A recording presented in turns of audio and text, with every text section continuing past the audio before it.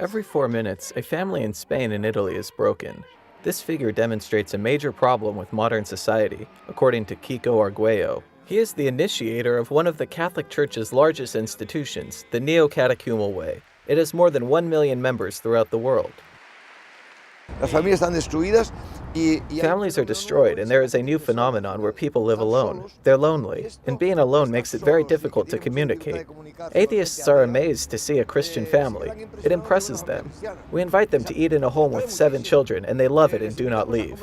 It is 10 o'clock at night, and they do not leave, because otherwise they are alone with a bottle of whiskey. He says it's an increasingly dramatic problem, and that the neokatehumenska way tries to offer the right answer. We must make Christians. If people do not understand what Christianity is, they will never know God. Nobody offers a path to Christianity.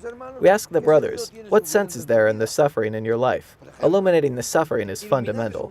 Or how do you understand your sexuality? Or what is your relationship with money? This is educating them in faith. Well, there are parishes where they merely offer masses and social things, but not catechism. Just a few weeks ago, the Pope sent 250 families from the neokatehumenska way on mission. They are going to places where there are no Christians. Arguello said that on that day, the Pope wanted to show them that the Church was with them. I showed him the papers saying that we had a meeting in Madrid with 2 million people in favor of the family, also the Family Day in Italy. And I said, how is it possible that after all we are doing for the family, you have not invited us to the synod?